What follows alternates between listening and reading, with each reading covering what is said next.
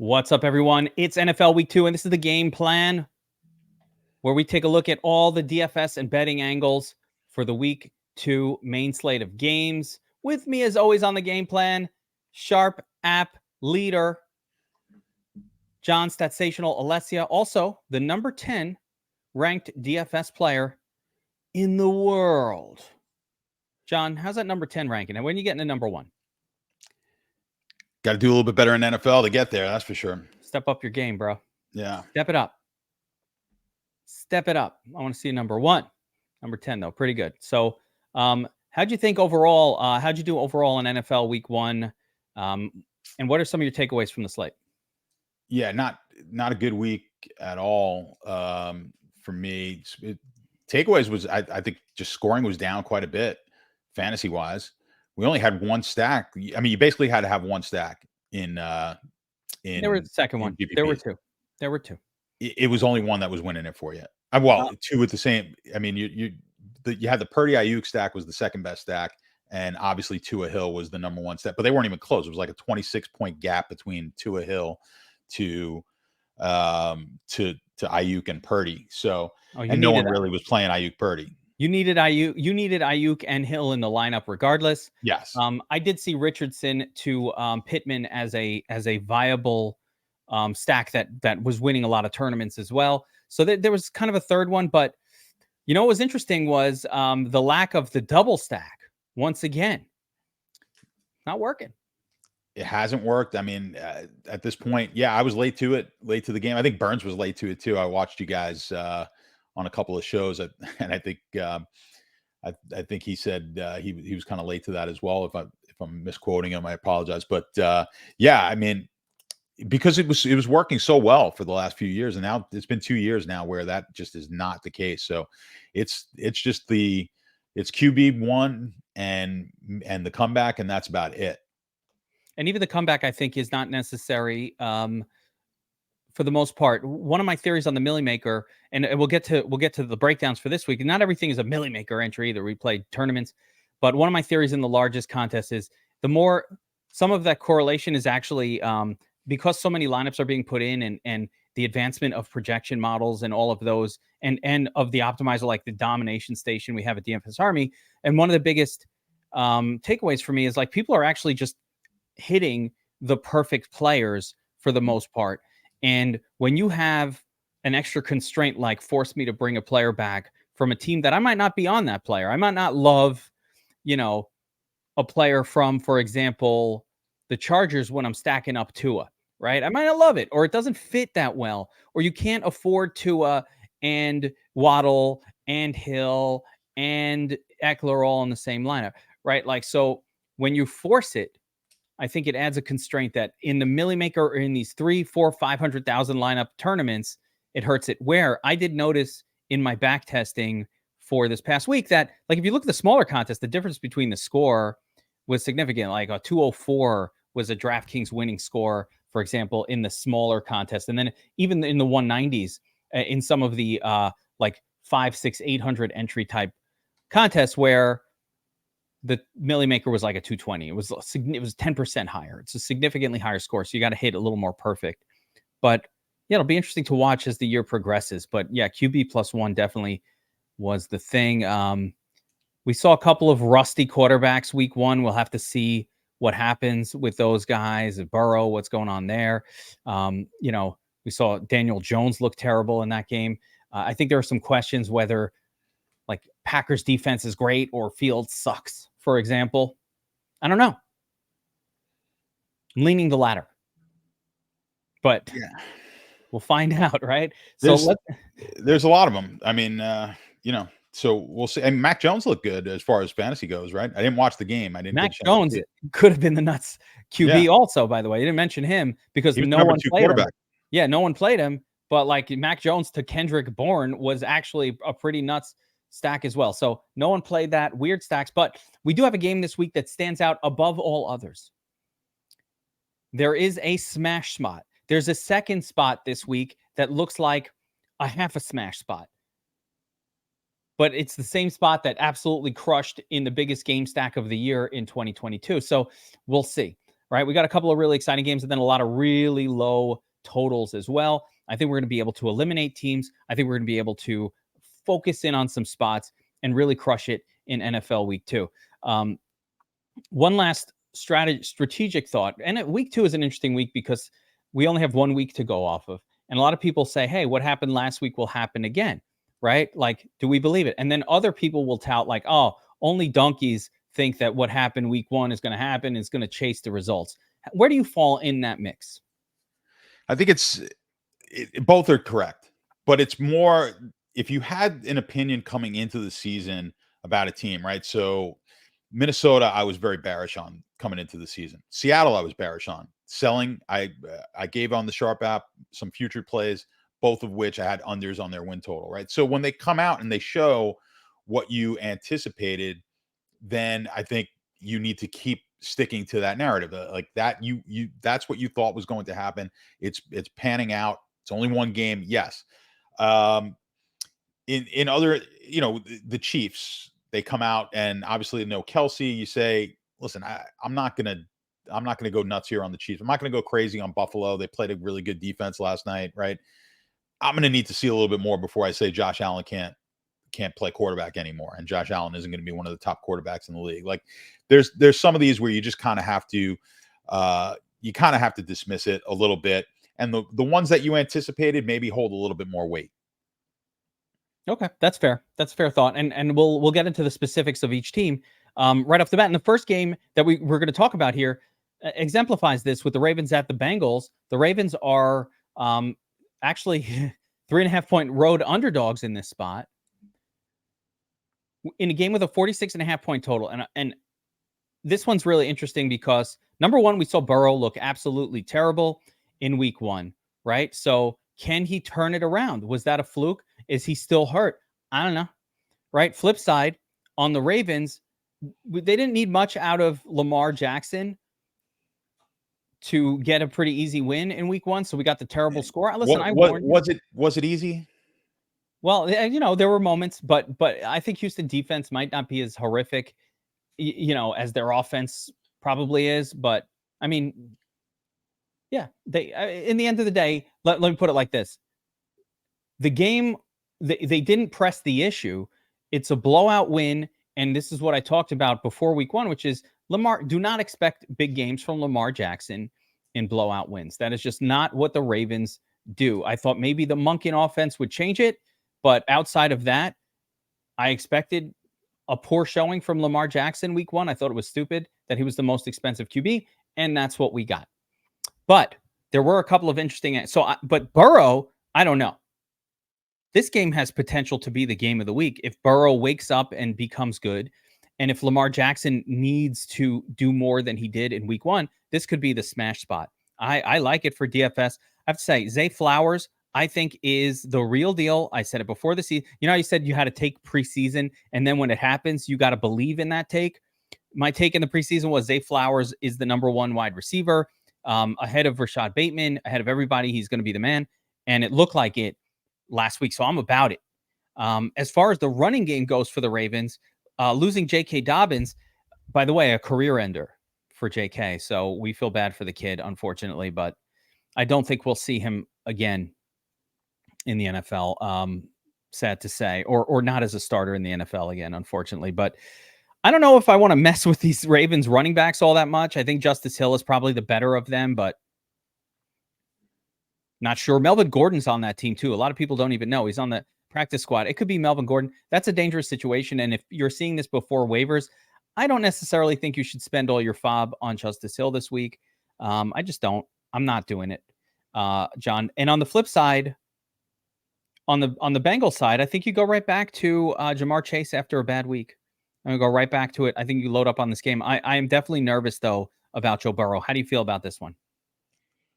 I'd be worried about Burrow as well. I was not high on Cincinnati. I liked Cleveland actually to come out of that division this year.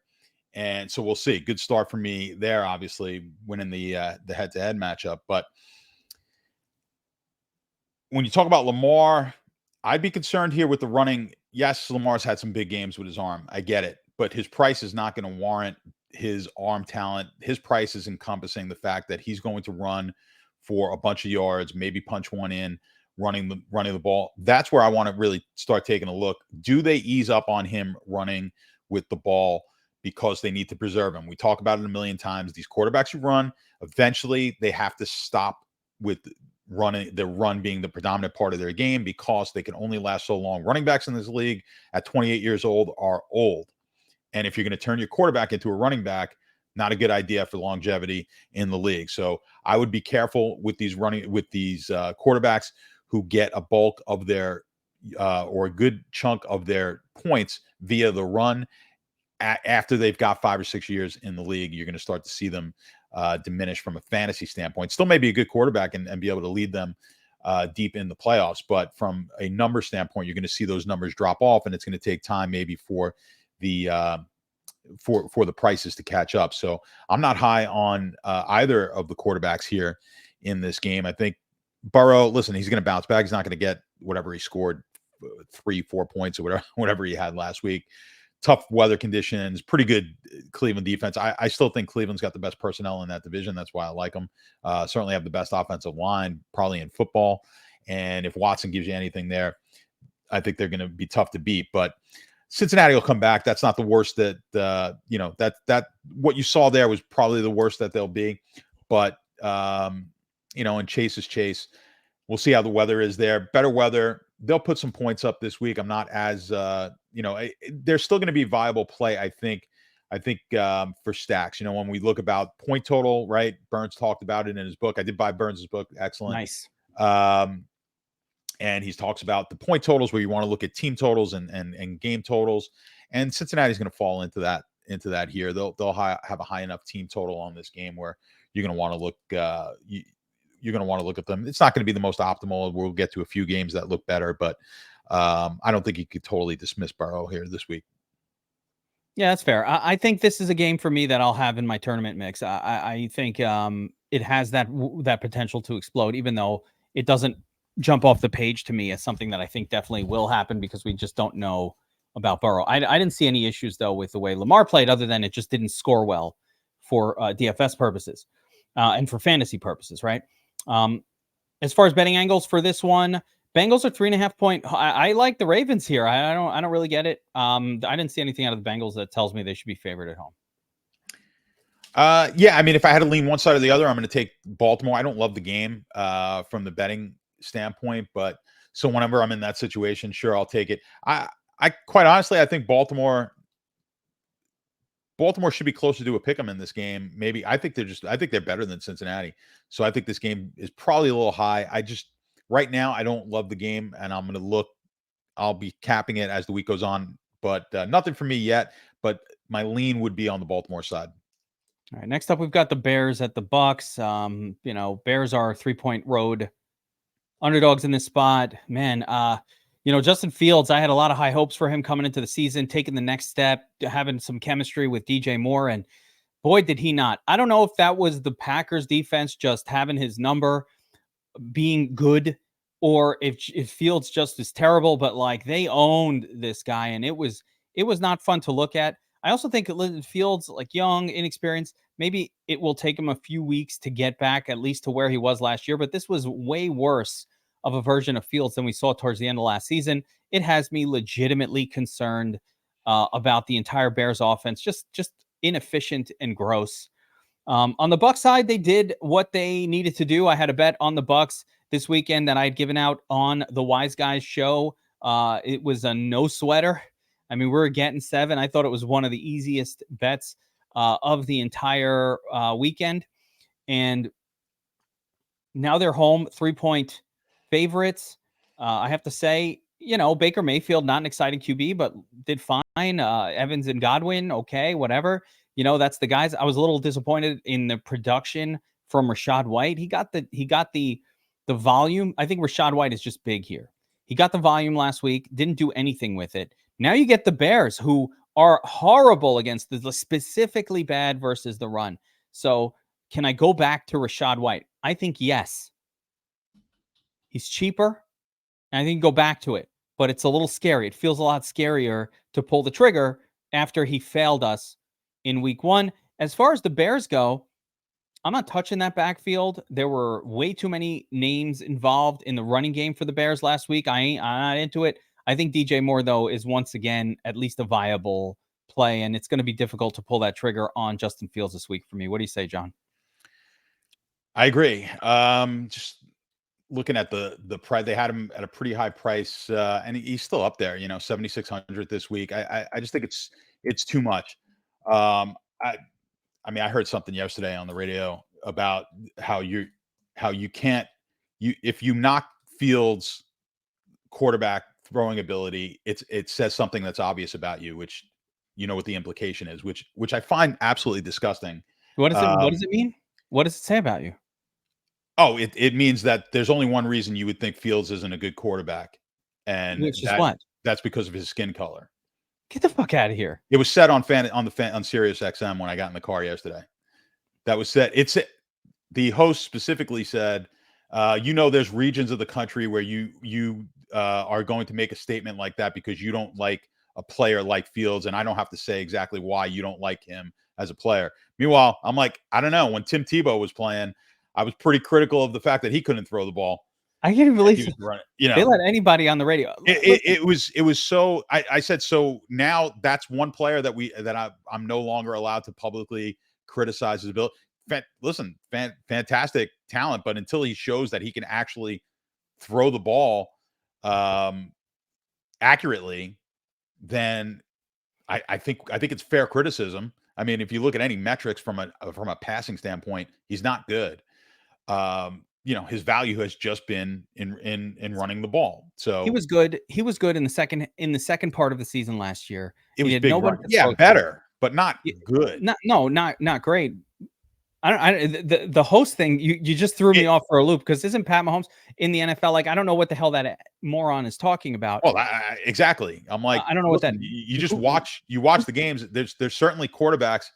I mean, in this day and age, 2023, are there a handful of people out there who still have antiquated? Of course, there are people out there who have. But to say that an analyst or someone who calls your show, the only reason that they could criticize Fields, I mean, we're not talking about Lamar. Like, all right, you want to nitpick like Lamar's a pretty, he's established himself as a pretty good quarterback, right? So if you say that, I would still argue with you and say, well, am I not allowed to criticize Lamar either? But Fields has done nothing in his career as far as throwing the ball. He's had some great games running the ball. It's the most disgusting take. It's disgusting on both sides. If you have the point of view, if that is your point of view, that like, well, this guy sucks because of that reason, well, you're disgusting. But if you have the other extreme view that I'm not allowed to criticize him because that means you are this, well, that's also really disgusting. And I just wanted to get that out there because it's been driving me nuts since yesterday when I heard it on the radio. I don't know who the donkey is who was saying this. It's one of these shows on Sirius in the afternoon. But. So, let's get back to this guy. Listen, I was very excited about DJ Moore coming into the year. I'm still excited about it. I'm not giving up on it. And Fields gave you all the running that you wanted last week. The issue was it was a bad game. He was off. The Packers just owned them. I think he got sacked 7 times in that game. The offensive line looked terrible. He was slow to release the football. There were issues there that could have been game 1 type issues that I think will lessen with each consecutive week. It's not a Zach Wilson will never get better situation. This is a Justin Fields. We've seen him sort of loosen up a little bit. Jaire Alexander on DJ Moore. Last week it was a tough matchup. I'm giving him another week. I think you do play Justin Fields in your DFS lineups this week. It's not my cash play, but you got 9 rushing attempts. You got what you wanted. You want to see 9 or 10 rushing attempts from your quarterback. He got you 60 yards. That will be 100 yards in other games. So I'm going right back to Field. His upside is 35 to 40 points. He has a higher ceiling than almost every other quarterback not named Mahomes or Josh Allen on this slate. So for me, I'm back on it. I think he'll be even lower owned this week. And it's not the greatest of situations, but I'm going right back to it. Fuck that. As far as the betting angles though, John, do you have any thoughts here in terms of just the Bucs being favored by 3? I don't know what to do with this one. This is a neutral game for me. And it's 41.5 seems a little low, but who knows? I'm pretty neutral. It does seem like a low total, which I was going to bring up as far as from a fantasy perspective. Again, when we're generally looking for the higher totals when it comes to a quarterback, but I think Fields is a unique situation because he can be the entire offense for them. So he could have weeks where he is, they don't really score they might score 21 points. It could be all him, right? So he could get a lot of those points. So he is a unique player in that regard. So yeah, I would not rule out playing Fields in GPPs, but from a betting standpoint, I don't love the game. I mean, I could see somehow this game being some scoring. Both teams get up in the mid 20s on this game, and you could see this just being an ugly game. I would lean more towards the over, though. I think we will see more points scored than this line indicates. I agree. All right, next up we've got the Packers at the Falcons in a game where the Packers are road 1.5 point favorites with a super low 40.5 game total right now, John. And a couple things we saw last week. Hey, Jordan Love was almost the nuts QB. He had a really good performance against the Bears. And I have a feeling that will be much more like target the Bears defense than it will be let's play the Packers offense as a thing. I just think we learned that the Bears defense is really, really bad. As far as the other situation with the Packers, Aaron Jones hurt the hammy last week, and we may get lock button A.J. Dillon starting in this spot. So that's going to be a really interesting DFS angle. I think if Aaron Jones, did I say A.J. Brown? If Aaron Jones is out, did I say the wrong name just before? I can't remember. If Aaron Jones is out, then A.J. Dillon should be potentially a lock button core play. On the Falcons side, we learned that they are going to run that football quite a bit. Tyler Algier had a smash game. Bijan Robinson did fine as well last week. No one played Tyler Algier in DFS, but I think we're going to see more games like that where he doesn't, he gets goal lines and he just scores. And I think he's going to be a decently valuable player on your fantasy team, on your DFS lineups on occasion, but it's going to be a very volatile. So 40.5 point total, though. I don't really like to touch anything else from a game like this. Do you have any angles outside of those two running backs? Are you going anywhere in this game? No, I agree with you. I mean, you look Atlanta last year, terrible. Well, they were subpar against the running back, but Green Bay was also really bad against running back. So I think this will be a game that's kind of dictated on the ground. Green Bay was pretty good against quarterbacks. I don't think Atlanta has any desire to throw the ball. Did you watch any of that game? Robinson I thought he looked really good. Loved it. I watched all the tape of every game. Yeah, I mean he's definitely a talent. So they're gonna lean on him quite a bit. So that would be my only. I'm looking at the running backs here. Drake London, I mean, was nowhere to be found. I mean, that was one target. They just didn't throw. They didn't throw. They threw to Bijan. Yeah, he looked great, but I mean, man, I took Drake London in a season long, and I'm like, ugh. The guy high target percentage last year. That'll come back. Drake London will be fine. It's just that he'll be fine, but don't expect big things out of Drake London. They just don't throw to the wide receiver frequently enough. Quarterback's not good enough, and with these point totals, again, we don't really want to target much in the way of passing in this game. But yeah, from a betting standpoint, don't love it. 40.5 on the total. Between 1 and 2 on the line, you can get +2 on Atlanta. It's kind of ballpark of where I see this game as well. So I've got a few games I like this week. This isn't one of it. We've seen if we got any money on the Sharp app where it's coming in. I mean, it's kind of split on the tickets, but 2-1 coming in on Atlanta. If that means anything to you now, I think it's early. Yeah, but Atlanta getting a point, I think Atlanta should be favored. So, like, to me, they're at home. They're similar teams. Atlanta's going to run the football down their throat. Atlanta should probably be favored in this spot. The over's getting hammered.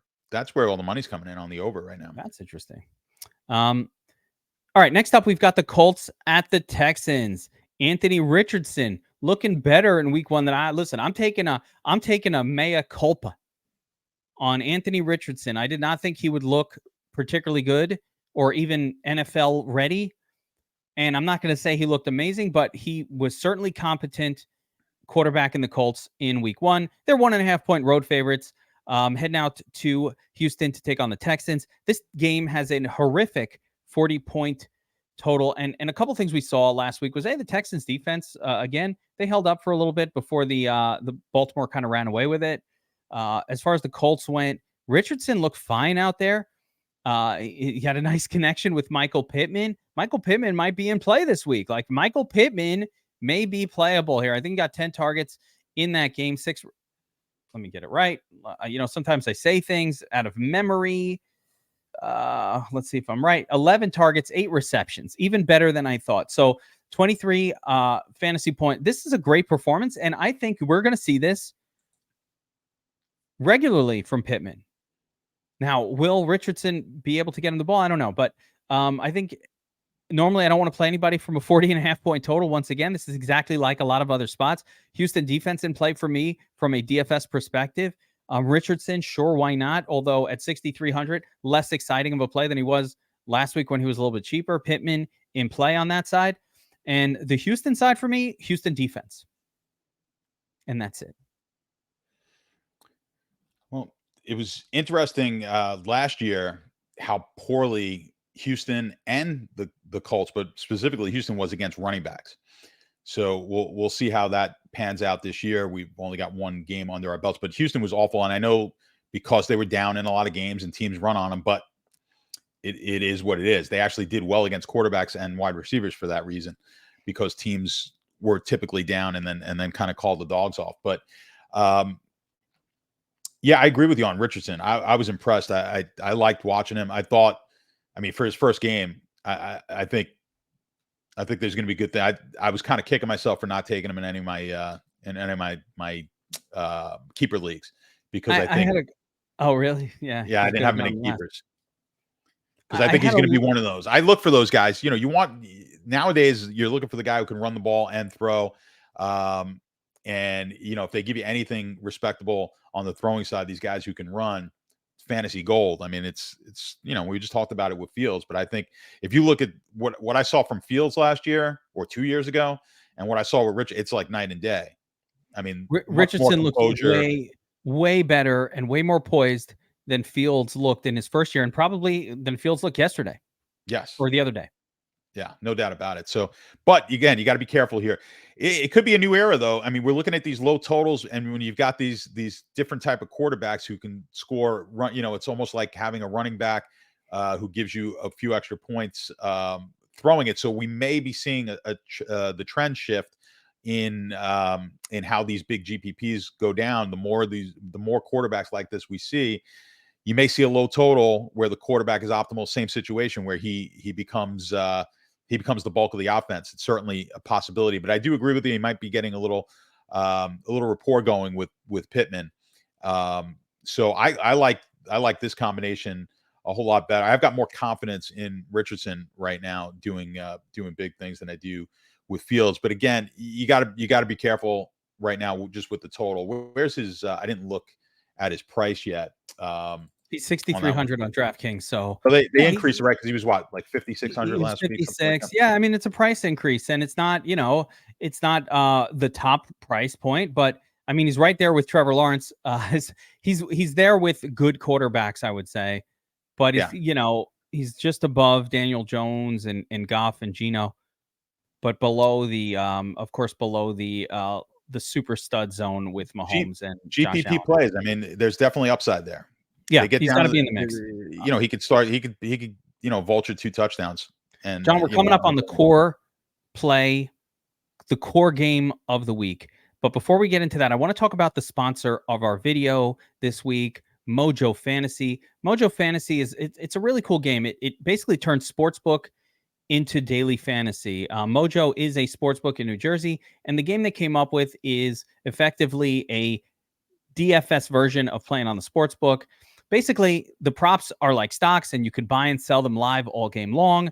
This is really the only fantasy app that allows you to do this, where after you make a play, you can get in or out. So effectively, you're just trading props with live odds. And if your player has a hot start, you can cash in. You could effectively sell that off by a different player. And the way their game works is you just pick a bunch of plays, a bunch of props, against the spread, ideally use the sharp app Proptimizer. Well, what? Shout out to you, John, on that one. But ideally use the sharp app Proptimizer to pick your props.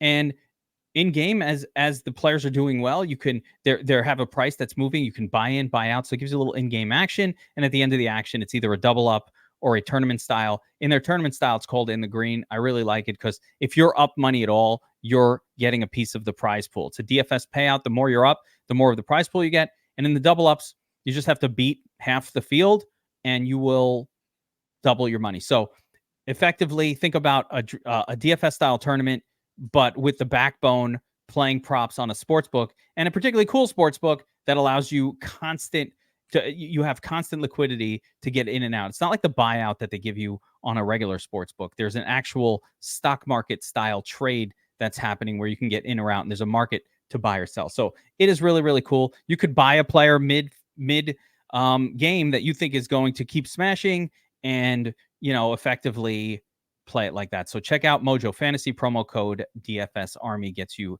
a deposit match over there. All right. Let's talk about the core game of the week, John.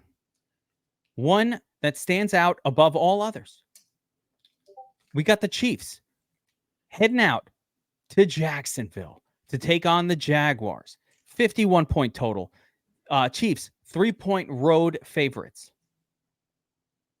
This is the one, John. This is the one. Now, I think Kelsey will be back probably for the Chiefs, but I don't know. It's early in the week. Don't know about that. I will tell you that Trevor Sunshine Lawrence looked fantastic in week 1, midseason form. The connection with him and Calvin Ridley was spectacular. I love it. We learned some things in week 1 about this Jaguars team. We learned that Christian Kirk is playing the slot, and he is the loser in the Calvin Ridley joins the team sweepstakes. He was on the field the least. Zay Jones out there, more snaps than Christian Kirk. Good to know. Evan Ingram played his usual role. I think got 5 or 6 targets in the game last week. And of course, Travis Etienne, bulk of the workload, which was something I was excited to see. But more importantly, what I saw with Travis Etienne was 5 for 5 on targets and receptions. Finally, the first time maybe in his career that he caught more than 3 passes in a game. That's what I've been waiting for Travis Etienne. Elevate him. We're about to elevate him, maybe elevate him into the elite tier of running backs. On the flip side with the Chiefs, for DFS purposes, we learned that, man, it is scary to play any of those wide receivers. And even the Chiefs having a good game doesn't mean any one of them will have it, or all, or any of them. Sky Moore, terrible. Kadarius Toney, Kadropius Toney. Tony has dropped it again. It feels bad. Yeah. Oh, I got more if you want them, John. I know you do. I got him at the ready. Yeah. It was bad. It felt bad. Tony. All right, I'll stop.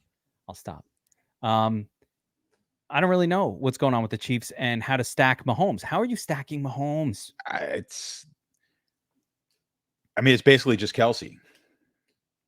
So, you just can't. It's been that way for a long time, though. Last year we didn't shit. Although everybody had a game. Tony had a game. Right. Juju had a game. So yeah, you just feel better when Kelsey's in there. Kelsey's going to get the bulk of the work. My buddy Blake Bell, told you I was hanging out with him in San Diego. Got himself a touchdown last week. Found his way into the nuts, jiggling them. Yeah. So. Yeah, from a betting standpoint, Jacksonville, actually on the sharp report, we saw Jacksonville catching sharp money in this game at the +3. And the public is taking Kansas City. Very rare that the public gets a good number, but the public's got it at 2.5. And of course, the sharps always seem to get the best price. They got it at +3. So, the public coming in at Kansas City -2.5 right now. So, the public's going to kind of dismiss that Thursday night game. Jacksonville, they looked okay as far as that game goes, because that game was going into the fourth quarter. Wasn't necessarily the Colts. That game was in doubt. The Colts always play the Jaguars tough. Richardson comes out, plays a little better than you were expecting, but yeah, maybe that was just the Jaguars not being that great. I don't know. Yeah, so I just think that's the public's perception right now, and which is why they're going to come in Kansas City as a bounce back. They get the 10 days of rest, so that's what we're seeing right now. But no money for me on this game as of yet. Haven't touched it. 51.5. You kind of or 51 or 51.5 depends on which side you want to take. I kind of like the over a little bit in this game. I got a feeling you like the over on it as well. Yeah, I definitely listen. I think this is the game this week. All right, let's just keep it real. This is the game. This is the game that plays out with a lot of fantasy production. Calvin Ridley's the man. I'm super excited about what he's going to do this year.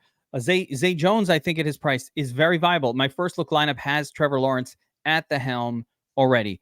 And if we could stack up, if you could fit that and get Kelsey in the lineup, you could cover a lot of the angles on a game like this. I love Etienne. I don't mind Pacheco. There are angles galore in this game to target Mahomes.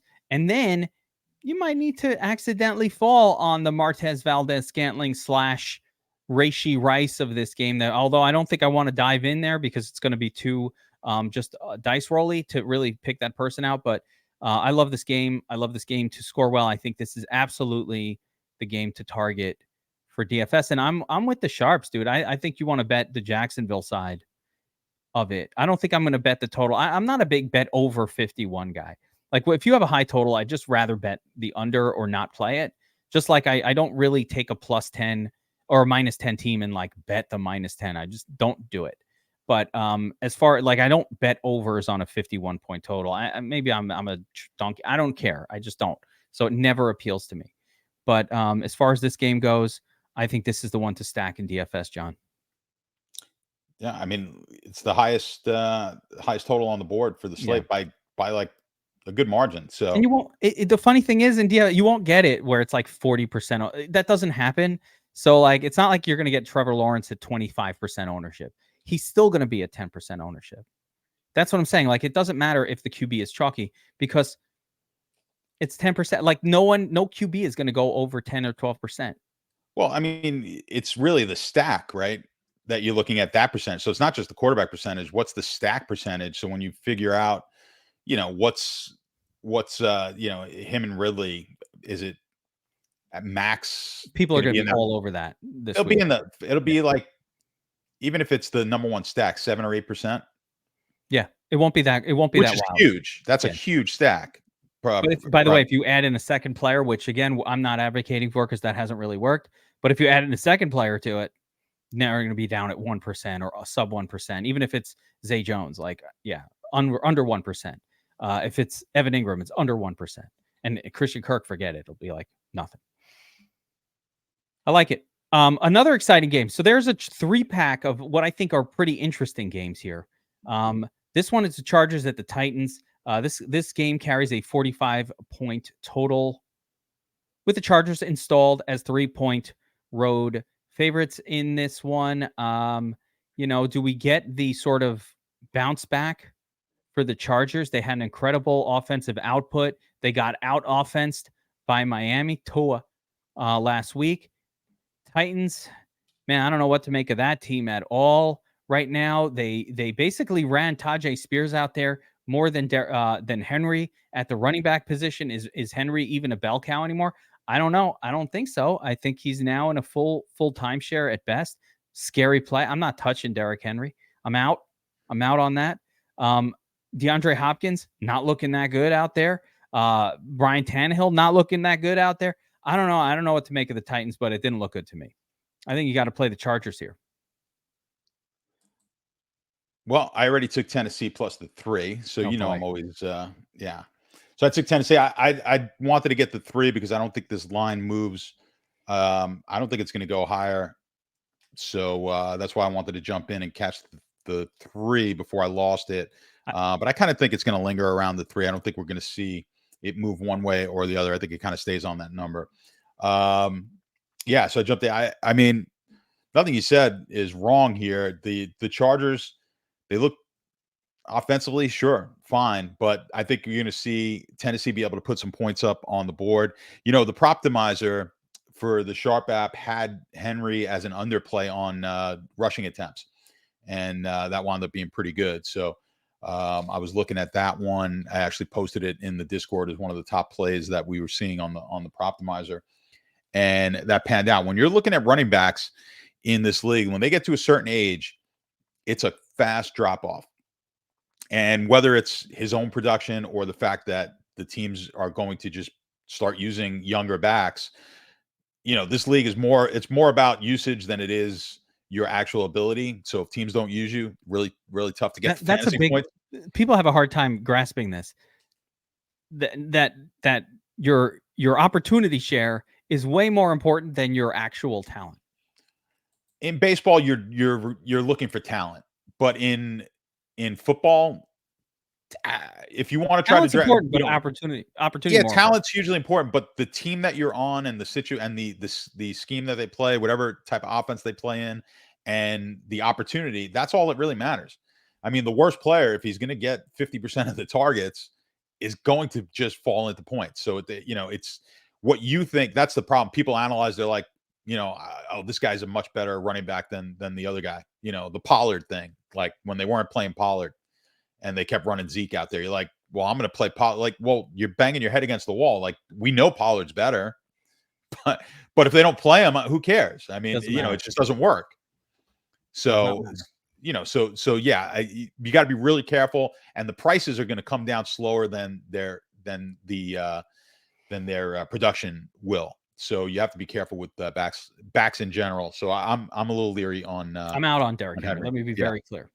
Yeah, I'm not paying that price for a guy. You can't. That is not going to get a pass catch. He needs to score 3 touchdowns. He actually had a nice. He had one nice He had a nice reception in that game. But yes, he's not a target. They should throw to him so much more. But yeah, you can't touch him. As far as the Chargers go, by the way, I didn't mention this, and this is really important to the slate. I can't believe I forgot, because it's one of the most important situations on this entire slate, which is that now. So it's interesting on the slate. Let's call it that. So Eckler hurts the hammy. Not sure he's going to play this week. If he's out, Kelly is going to step in as the full-time running back. But here's the thing. The Titans have a very, very good rush defense. They are top 5 in the league from last year, assuming it's a lot of the same people. They were able to shut down Jamal Williams, for what that's worth, pretty nicely this past week. So, Kelly is going to be in play if Eckler's out. Is it good chalk? Is it bad chalk? I don't know. Right. I think he'll certainly be in my mix, but this is not the greatest of matchups for the running back position. But the flip side is the Chargers offense produces very well to their running backs, regardless of the opposing. They're on the goal line a lot because they're good at football and at offense, and the running back just punches it in. So even against a good defense, it does not matter. As a matter of fact, I am going to say, and talking about talent, I don't think that Kelly's talent. The hell's his first name? Josh Kelly. I don't think that Josh Kelly's talent is all that special. But you know what? He had a great game with Eckler in already. Got a ton of volume in that game. Of course, everybody did well. So this could be the smash spot if Eckler is out. Very important on this slate. You got to be on it. Yeah, no, you're right. They were one of the worst teams against the. They were very good against the run, but you're going to get a good price here. Yeah, it's probably not as good as what was the who's the other back that's AJ Dillon's spot is better. Yeah, that's the better spot. But I'm taking both. I don't need to choose. I don't choose between my kids. I love them all. I love them all the same. Especially when you're looking at that Jackson. You have one that you like hanging out. Wait. Yes, yeah. There's one that you do like hanging out with more. There's one that you like hanging out with a little bit more. Yeah. But you love them both. You love them all the same. Right. Yeah, exactly. You don't want anything bad to happen to either one of them. No, you love them all. But there's always one that you. But it's going to give you an opportunity to get that Jacksonville game, the pieces of that game in if you get some cheaper running backs that you could play. If my kids saw this, they would never know which one that was. Yeah, that's the most important thing as a parent. They know. They can never know. Hell no. There's one of them saying it's me, and there's another one saying, I know it's not me. That's bad parenting. If you're good at parenting, that's not how it goes. All right. Seattle at the Lions. Last year, this game fucked. Okay, I don't have another word. Sorry, you to bleep. This game fucked last year. It was the game of the year, not of the week, of the year. Can they repeat, John?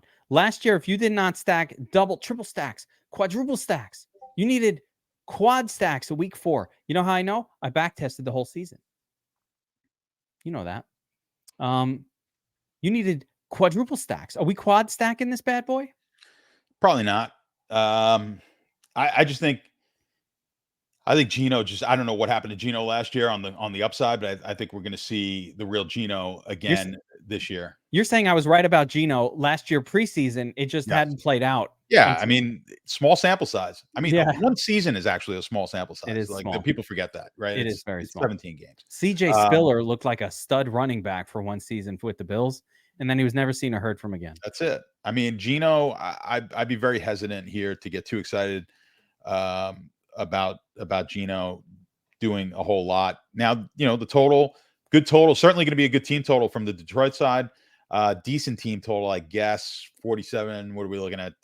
24, 21. That's a 47-pointer. 21 on the team total. You want I'm going to be like, you do that quick math. It's 26 and no.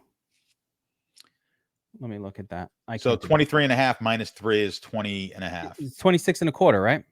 20.5 and 26.5 would be the spread. 23/4 and 26.25 is where I have it.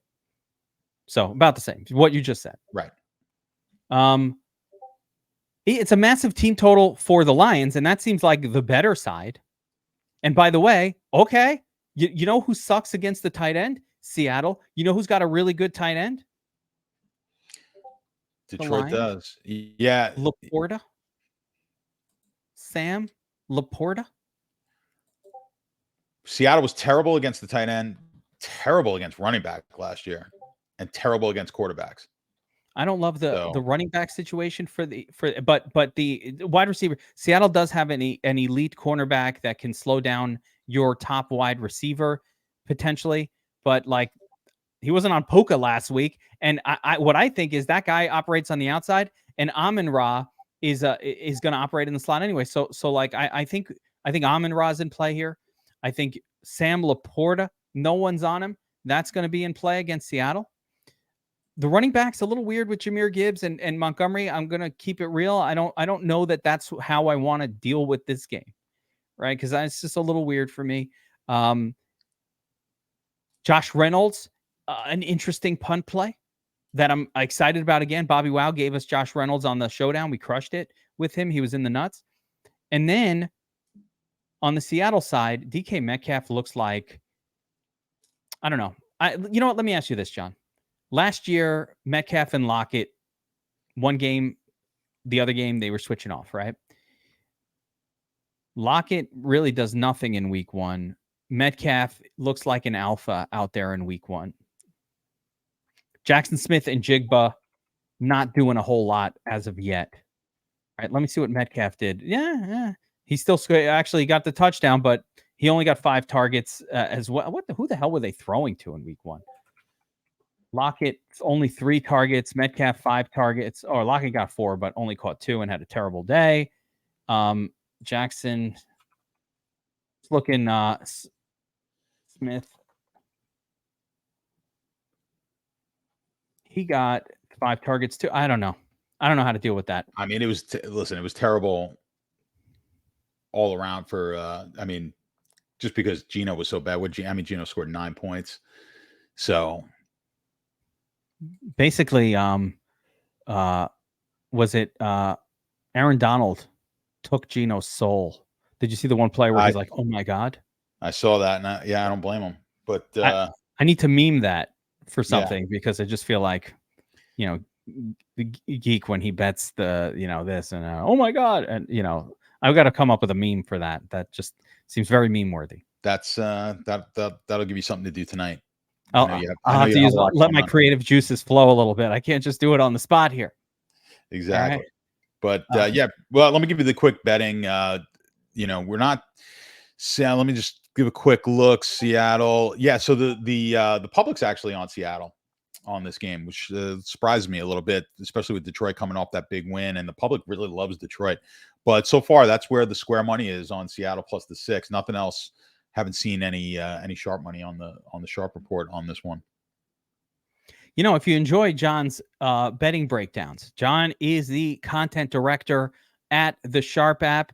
And if you're a DFS Army YouTube watcher, subscriber, you can get 20% off. If you want to check out the Sharp app, you can download it from the App Store or Google Store, or just go to sharp.app on the website, get access to the Proptimizer, the Sharp Report, which is gold, literally printing cash for bettors for years. But also, I love the prop stuff, not just for my betting, but also my DFS and my fantasy.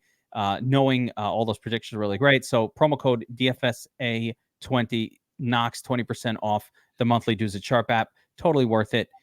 So go check that out and get signed up. Promo code DFSA20 gets you in there. John, so you don't think this game has the pop? 47 total. You think this game has the pop potential for the massive stack? I think if you do it, you might want to build it around Goff, though. So you want to take that favorite quarterback at home. So that's a Goff stack. You just hope that basically Montgomery doesn't vulture all of the scores because he's looming. Yeah, exactly. I prefer the Goff side of the game. I don't think it's a massive stack game though. So I'm fine with the comeback, just a QB 1-1.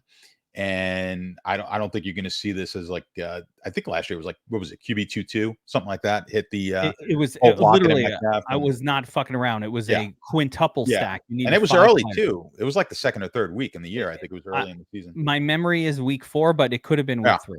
Yeah. It was something like that. It was early in the year, and it was like, Geno was just like people. That's when everyone's like, okay, now Geno's the comeback player of the year. I still didn't believe it. Yeah. I still hadn't, I was like, Geno sucks. I went into the year, don't draft DK Metcalf. Not that hurt me. DK didn't have the best year, but I was like, you can't take DK Metcalf. Geno stinks. But I think he's fine. I think he's he's fine, but it's not. He's not what he was in the beginning of last year. So I think that was a little bit of an like he's settled into what he is. Totally serviceable quarterback, but he's not the guy who's going to go out there and get you 35 points on 35 fantasy points every week and just be in the nuts. So I don't see him doing it this week. Also take with a grain of salt Detroit's performance against Mahomes, because that game is totally different. Tony, the drop pass for the pick 6 changes the whole complexion of the game.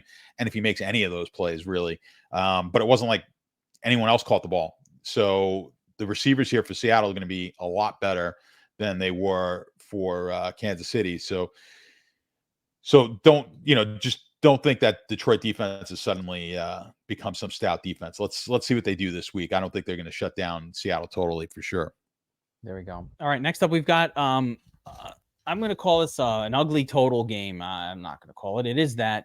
It's the Giants at the Cardinals. Giants are 5.5-point road favorites, which is wild, coming off of effectively the worst football game maybe that's ever been played by an offense in the entire history of the National Football League. As a matter of fact, John, I went to my local high school football game, my kids' high school, on Friday night last week, and they lost 46-0. And it might have as well been Daniel Jones and the Giants out there losing 46-0. That game started with the Giants going in to score, not getting the touchdown, kicking a field goal, and then getting a blocked field goal and then it just snowballed. So, you just kind of come out like, oh boy, Giants look pretty good here, moving the ball down the field. And that was the last positive thing they had in that game. The Dallas defense is going to, I think they're going to compete with the Jets for the best defense in football all season long. I think just you have to give the nod of, well, certainly right now, to the Dallas offense in the two scenarios, and they're actually playing each other this week. But are the Giants going to be as bad as Daniel Jones this bad? No, obviously he's going to be he can't get worse. Like you said, they had some ridiculous stat that no one had lost 40-0 with 7-0 in turnovers, and a block field goal for a touchdown and a pick 6 for a touchdown and all that in one season. And they did it all in one game. Yeah, they pulled off in a game in the entire history of the NFL in badness, no team has ever even pulled off in an entire NFL season. It was amazing. Yeah. It's actually impressive. So But with yeah, that, different game this week. so so typically I love playing the team coming off a game like that. But I'm going to take both of these teams are coming off a loss, and I'm going to take the other team that came off a loss. I know betting Arizona. I'm going to wind up betting Arizona a ton this year. They'll probably be the team that burns me. I did not bet them last week. I guess I should have.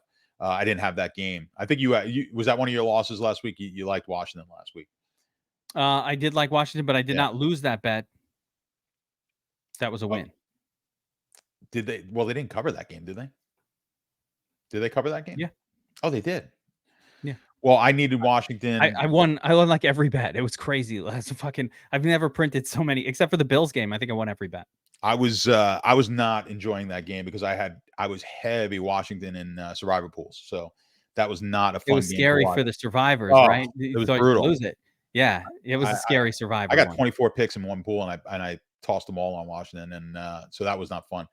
But win's a win. We survive it and move on. But yeah, from a fantasy perspective, I mean, there's just, it's disgusting. From a betting perspective, though, I'm going to jump on Arizona here. I thought I was going to get a good line because I thought after that game, the game was actually going to open higher, and it wound up coming in. I mean, the look ahead line was a little bit higher, and then it went. I got 4.5 yesterday on Arizona. I thought it would keep coming down. I said the way the Giants look, this game might get to 3.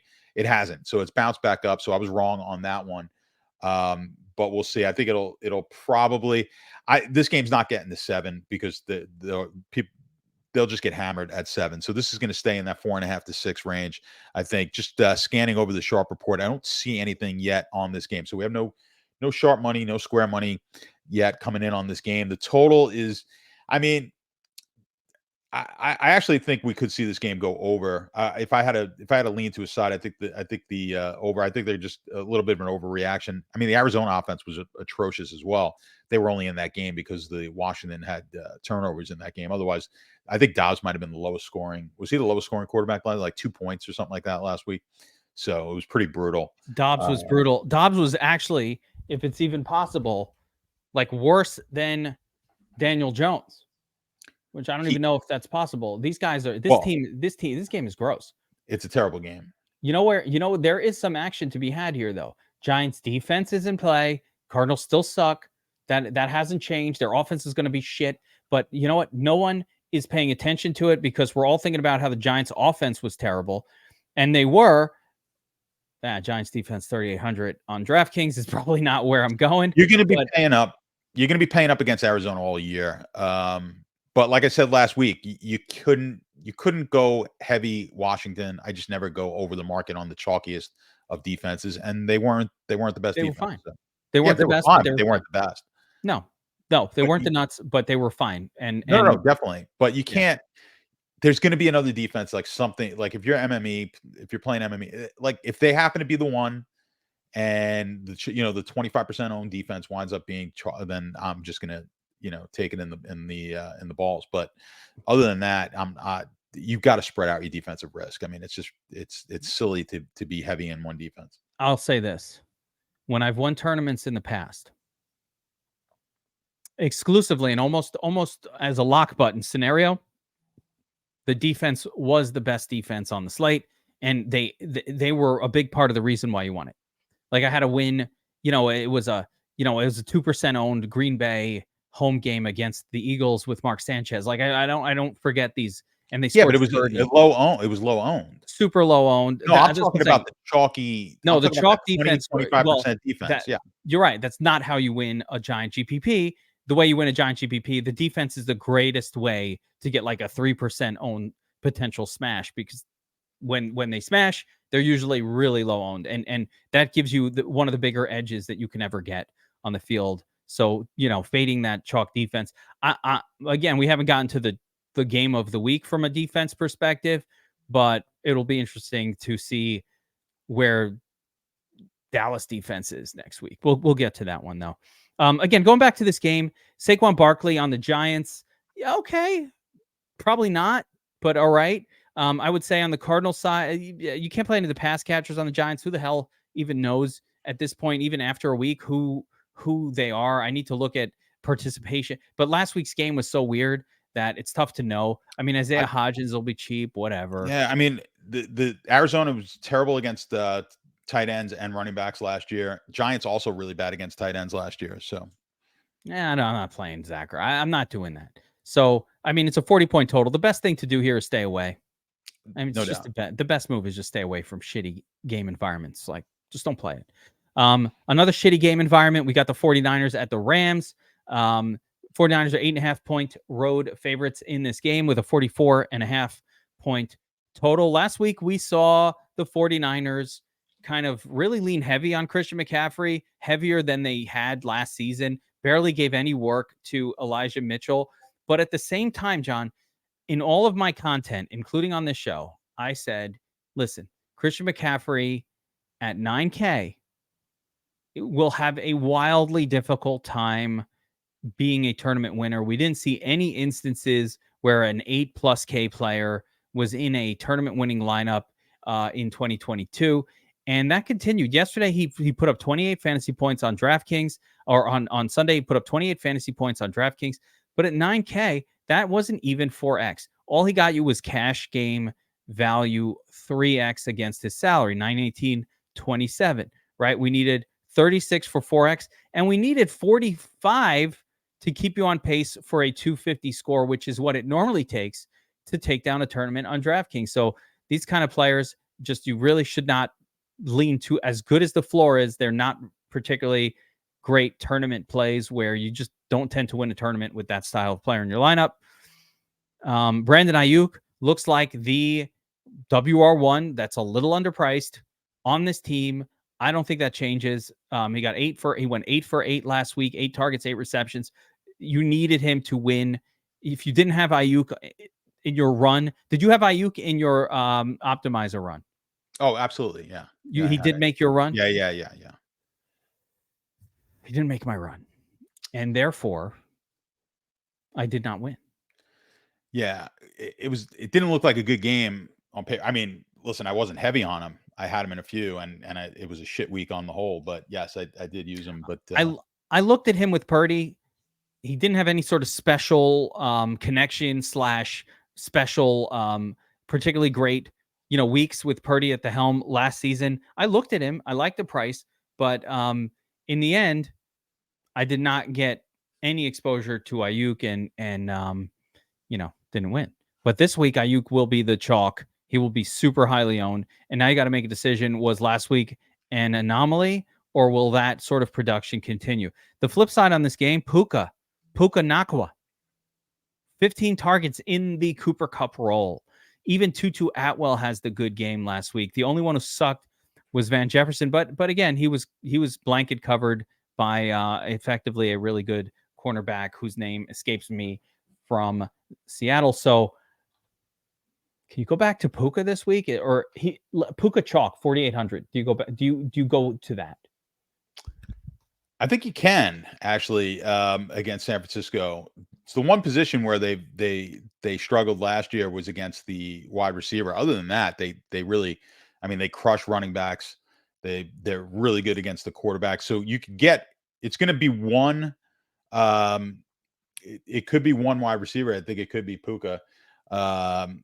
Man, I took him in one season long league. Of course, I didn't play him because who the hell is going to start him in No, your you league? couldn't. But You know what? He was startable if you had an emergency. if you needed not it, yeah. Super deep league, not in a normal league. So, but I'm glad I got him. And but yeah, from a betting standpoint, though, the over has caught sharp money. So at 44, the sharps came in and took this game over. So that's interesting from a DFS standpoint.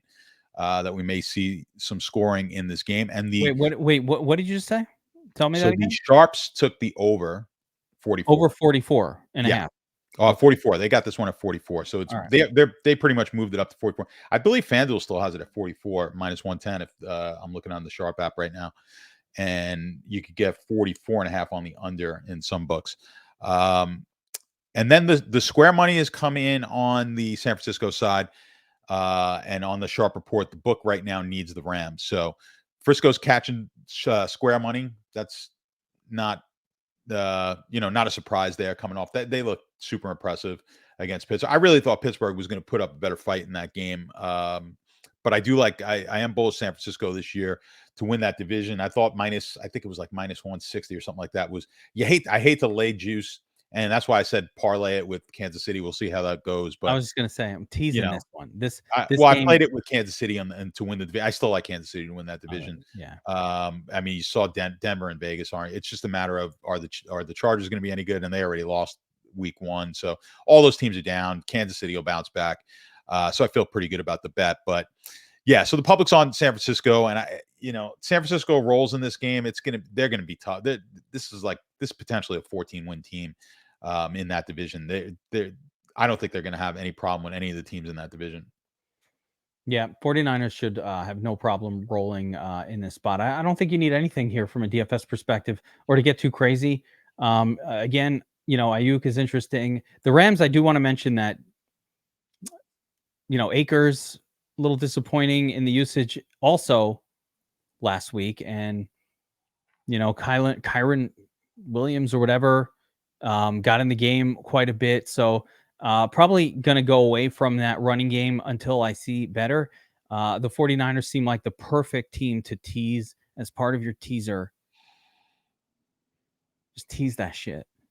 Little tease down to 1.5. Just make sure you get that W, or the monster teaser, get the 13-pointer going and just get some plus points for San Francisco. Lock it in as one spot in your teaser this week. So I like that. But as from a DFS angle, this is not an exciting game. And the final game on the NFL Week 2 main slate. The Commanders hit the road to Denver to take on the Broncos. The 1-0 Commanders are 3.5-point road underdogs in this one with a disgusting 39-point DFS killing game total. Now, right off the bat, John, the Broncos are more than 3-point favorites. Yeah. How dead is that? How bad are the Commanders? I don't know. I can't do that. That's why you needed them in Survivor, because when else are you taking Washington this year? Like, you're not. So They needed to get by Arizona last week and gave you that free play because you're not even thinking about taking them the rest of the year. They look terrible. It's just Arizona's just that much worse. But Broncos defense in play. Yeah. Oh, without a doubt, the Broncos defense. But boy, I know it's 1 week, and we started the show off by talking about like when is it in don't overcompensate for week 1. But yeah, you got to be worried about Wilson because obviously last year was abysmal. I thought he got better at the end of last year, but my apprehension was he wasn't that great the year before in Seattle either. So that's where I'm like, what's his bounce back is to that, which wasn't great, but I thought easily he could get there. I think their defense was good enough where they were going to win some more games than they did last year. But yeah, Wilson, it's troubling right now. There, Statistically, he wasn't horrible. There was no interception, threw for 2 touchdowns. Completed 70, almost 80% of the passes. So I'm not going to shit on him that hard for what happened. But only 177 total passing yards on a team that, against the Raiders. What was going wrong there? What went wrong in that game? Why aren't they scoring more? The wide receivers not that great, I guess, but I mean that's a bit of an excuse. It's like, I mean, I expected more from Sutton, figuring with the injuries that they had. Mims was like a really good option. You thought he was supposed to be, but he was a bit 3,000. He barely played. He did not get the full run. So it was that was a disappointing game from a DFS standpoint. Kind of scanning over the bets here, seeing if I see anything in the market. Yeah, nothing really coming in on this game as far as sharp money goes. If you look at the money's actually coming in on the Denver side, but the ticket, it's one of those where if you look at the handles, at least right now, it's totally flipped. Like the tickets, which typically is the public, they're coming in on Washington. Denver, though, is catching like 86% of the money. So the money's coming in and then all the money's coming in on the under, which you kind of figure both offenses look atrocious. Has that total moved since the open? I'm going to scroll through now. Yeah, it opened at 41.5 down to 39. Yeah, I So was gonna say there's no way it's yeah, this would have 39 is really low. I'm uh, not betting an under on any 39 point total we've unless got like there's a nothing. handful. You've got like a handful of them. That's the new norm now in the NFL. Like you know, 5 years ago, if you got one game under 40, like every few weeks, it was a lot. Now you've got 5 in a week. So it's the new norm. The scoring has gone down in the NFL, which is why you're not getting those massive game stacks to hit. It's just the scoring is not what it was in the NFL. I don't know what the reason is for that, but it's just not what it was a couple of years ago. I think it's QB play. Well, that's the thing. Yeah, I mean, when I do my numbers, and historically, and then I have to go through, and when I do my rankings and everything, and I look at the quarterbacks, I always had to give up. You had to give a bump up for Brady and Manning and Breeze and Mahomes, and the first three guys I mentioned aren't playing anymore. Yeah. It's Mahomes, and like these other guys aren't. Rodgers at one point. There's just I don't see the other guy Russell they're good Wilson was on quarterbacks. that. Russell Wilson was was one on of the that best. list as well. That's what I'm So he saying. was Like another guy you used to have to bump up. QB plays just down in the NFL right Yeah. now, and I think it's just why that happens. I don't think it's a reason. I just think great NFL quarterbacks are sort of generational. Some of them don't get discovered in time. Well, is it the A move bunch of them that- age out around the is- same time, and Is it the move now to get quarterbacks who can play in a multifunctional way, meaning these guys who are just more mobile and they're not the typical pocket passer who's going to throw for 400 yards anymore? I mean, maybe that's it. So that's That why could you're be. not getting the stack, because you're not getting the guy, if you throw for 350, 400, it's probably not going to just one guy. And now you're just not seeing the 300-yard passing game other than a couple of guys now who have the chance to do that on a weekend. You're seeing these totals, passing yardage totals in the low 200s, if not 180 on some of these guys when you look at the props. So you're not getting a game stack when you look at that. And by the way, you should be looking at, if you look at the props on the Sharp app, I mean, we've got it's so easy to filter it. That's a great way to look at the team totals, look at the totals on the game, and then look at just look at the yardage props. And that's going to give you a good idea of if that's a game you need to be, maybe playing heavily as far as stacks go. And most of these just aren't. I mean, the props will come out probably tomorrow and Thursday. You'll start seeing them creep in. technically, a lot of people are watching this on Wednesday. So yeah, so when you're watching, just download the app and take a look at player props. Take a look at the quarterback passing yardage props. That's all you really need to look at with the team totals. That's going to tell you a bulk of the information you need as far as stacking. there we go. I don't see anything from a DFS perspective that excites me about a game like this. Sam Howell and any of that. Everybody individually is a playable piece, I suppose. But people like Sam. Was I crazy? I was shocked at how many people were playing Sam Howell last week, and I'm like, what? I didn't play him at all. I thought it was I thought it was a cute GPP sneak. I talked about this on all my shows. I thought it was a cute GPP sneaky play when I did a video 4 weeks before the season started, talking about a way too early first look.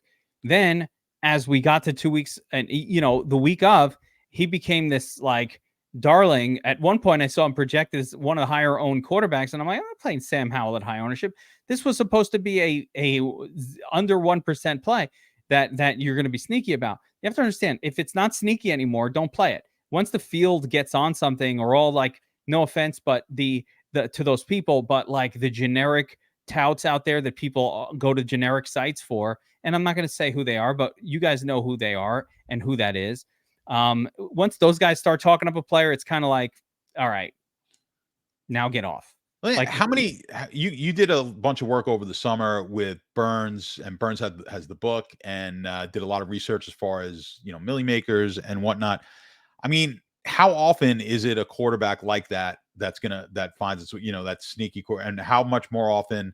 I forget what his average was. What was the average on quarterbacks? It was in the high 6,000, mid 6,000, something like that. They're normally 6K guys. When you look, we also back tested the whole year. I think there was 1 week where it wound up Andy Dalton. Right. That was a crazy week. Right. Yeah. There's a week like that most year. People remember the outlier. Let me give you an example of people remembering the outlier. When I was shitting on Lamar Jackson as a play last week, right? And I took heat. I take heat in the comment section of the video. Hold on. Let me finish what you're going to say, because I guarantee. Oh wait, is this when people brought up the Miami game from? Yes. Everyone was talking about the Miami game. They're like, "Oh yeah, but he did it against Miami." I knew exactly where you were going. Dude, what year was that? What are you talking about? If the 4 years fact that ago. you're remembering something from Yeah. 4 years ago or 3 years ago, But you're right, because if it burns you, because people didn't play it because they didn't expect it then, it will be cemented in your brain. it's like amazing. Your memory only remembers the negative. You don't remember the 50 other games that he played since then where their team was massive favorites and he did shit. The only one you remember, well, he went to Miami. And I was like, dude, that's what I get in the comments of these videos. And I'm like, I love this. Listen, and by the way, I appreciate your comments and I want those. Please put them in there. And if you need to shit on my takes, or especially John's takes, not mine, shit on them in the comment section below. That's all good. But and I love it and I'll respond to them. But I just think it's funny how we remember the negative and not the positive. It's just like how our crazy brains work. And I just think it's fascinating. We remember that one time, but that's the exception. Now, what we did notice is these shitty quarterbacks do not end up in the nuts lineup. It's that simple. I don't think it was a shitty play. Like there was a Gardner Minshew week last year where he was the nuts quarterback. But again, that was a higher total game, and there were some other reasons why you wanted to play that game, right? I was all over Gardner Minshew that week, so it wasn't like some obscure, crazy situation. So every now and again, you do get like a cheap quarterback, and it's not so much and also we had multiple games where Danny Jones was in the nuts last year in the 5K range. So I don't want to say that, but when you're talking about a 40-point total, that's the issue. These are not high-end games. So there were no situations where a quarterback from a 40-point total game winds up just randomly finding his way into the Million Maker winner. That was not happening, at least in the last couple of years. So not to say it can happen. Past performance is not indicative of future results, but it didn't happen. So that's what to avoid. If it's a 45-pointer and one of the guys in the game is kind of shit, it's okay. You can still play it because it's got a high total. But it's funny that you knew what my trolls were saying. I knew where it was going because I heard it all week, and I heard the same exact thing. I knew exactly where you were going with it and it was in my head. That game's in my head too because it was such an outlier. That's why it's in your head. It's an outlier. Think about there's a reason you remember plane crashes because thank God they don't really happen all that often. Yeah, right? But it's in your head. Yeah. So, I mean, but I have a lot of situations like that, like where I think, well, I remember that one time when this guy was a Q tag and he went out, and I remember Mike Evans and he wasn't supposed to play and he caught 3 touchdowns on Monday Night Football. Of course, I remember that, even though it was 5 years ago. But more often than not, when the guy has the Q tag and he's kind of limping around, if you didn't play, you don't remember the 40 times when we didn't play that guy and he didn't do anything because you're like, yeah, of course I didn't play him. So we only remember the exceptions. So that's an important thing to think about. FOMO? Fear of missing out, little FOMO. That's what it is. Or a little FUFO, fuck around and find out. That's even more important. By the way, one of the greatest Twitter follows I've ever found is a video channel called Fuck Around and Find Out. And it's just videos where people fuck around and you gotta I'm doing research the other day and I lost an hour and a half on that scroll. I was just like, yep, you fucked around. You found out. And it's like, it's a lot of that.